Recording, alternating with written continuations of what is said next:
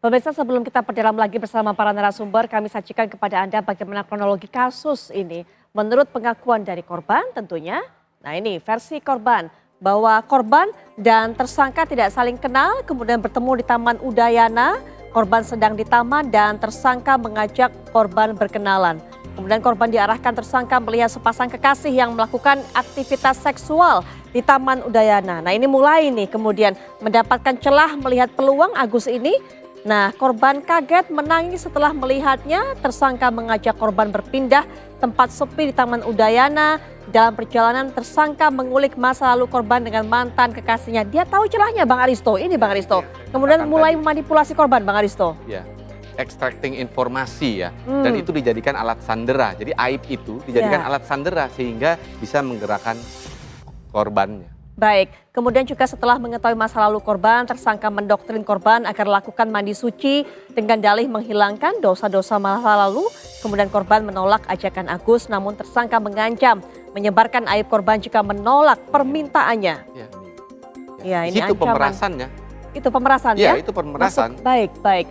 Kemudian korban ketakutan dan terpaksa mengikuti keinginan tersangka sehingga tersangka mengajak korban ke homestay dan tersangka melakukan ruda paksa di homestay ataupun juga penginapan yang disebut memang sering didatangi oleh Agus ini.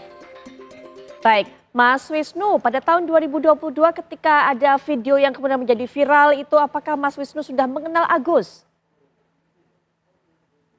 Saya sudah mengenal Agus di saat video tersebut viral. Cuman karena kapasitas saya untuk masalah-masalah seperti itu, jadi saya tidak mengikuti dengan begitu baik. Baik, tapi Agus tidak menceritakan hal apapun ke Mas Wisnu mengenai perbuatannya pada saat itu? Kami jarang bertanya tentang masalah-masalah pribadi ya buat teman-teman seperti itu. Kami jarang sekali.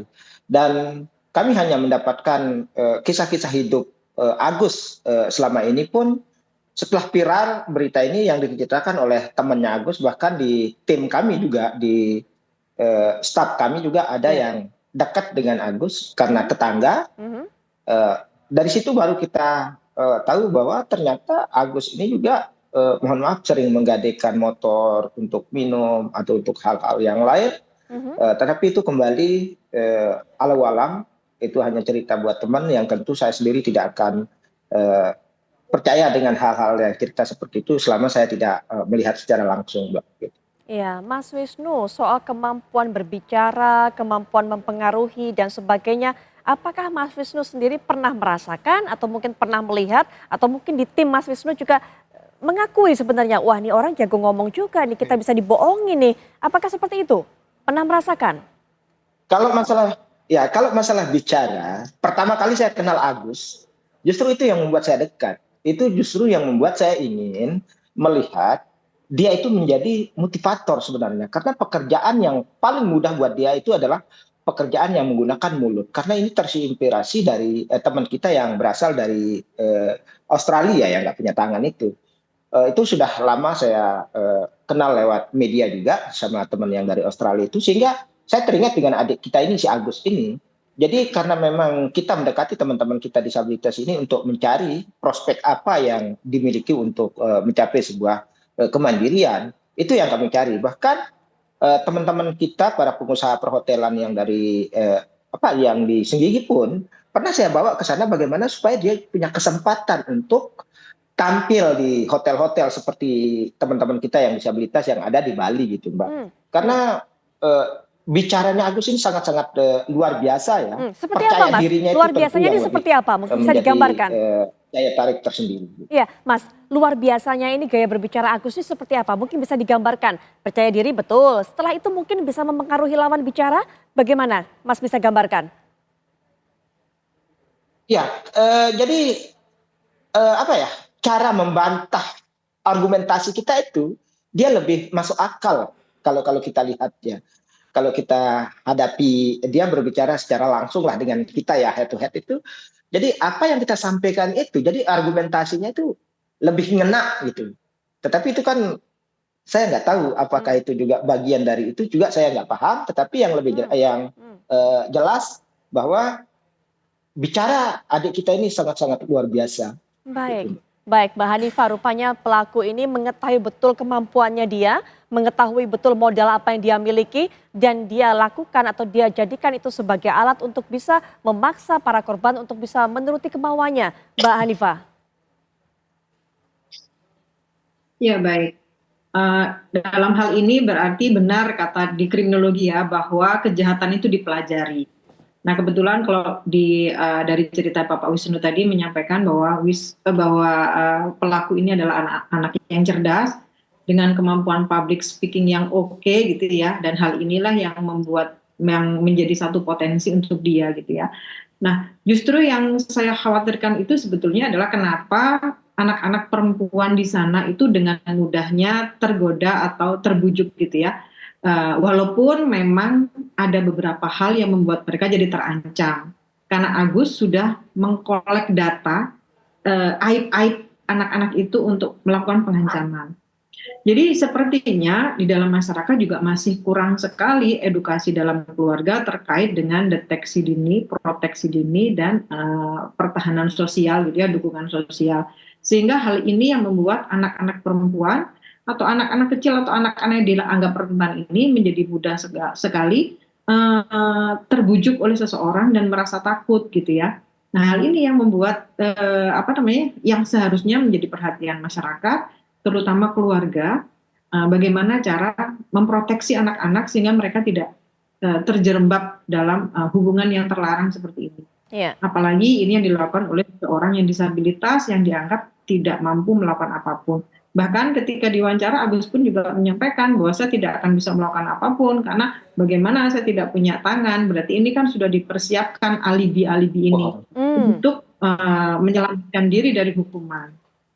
Baik, dari korban-korban Mas Joko yang melapor kepada Mas Joko, apakah mereka bercerita? Apa kemudian yang membuat mereka ancaman sudah pasti, tapi titik awalnya kemudian termanipulasi, percaya dengan apa yang dikatakan, kemudian bagaimana para korban ini bercerita, Mas Joko? Iya, ini kan para korban ini kan sudah di profiling ya kalau dilihat dari situasinya. Jadi dia posisi korban itu yang dicari, dan korban-korban ini yang di Taman Udayana maupun yang di Sangkaryang itu adalah korban yang duduk sendirian, perempuan duduk sendirian gitu. Sehingga dilihat bahwa yang sendirian ini mungkin dalam situasi yang sedang galau gitu, sehingga kemudian nggak ada temannya. Nah itulah mulai didekati, dan kemudian ada proses grooming, kemudian tadi juga ada dicari kelemahannya apa melalui manipulasi tadi. Ya itu akhirnya kemudian dijadikan sebagai alat. Semua modusnya hampir sama. Semua sama semua ini dari para korban. Yeah. Nah, yang memang kemudian menjadi titik poinnya tadi adalah memang kemampuan saudara Agus ini memang kalau dilihat dari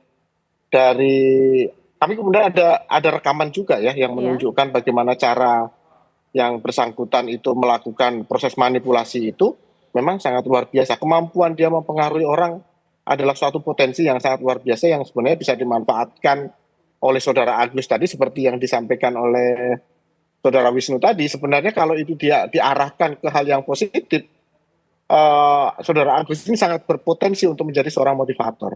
Itu Mbak. Baik, tadi menyangkut masalah video, rekaman saat kemudian Agus ini memanipulasi. Ada yang merekam itu?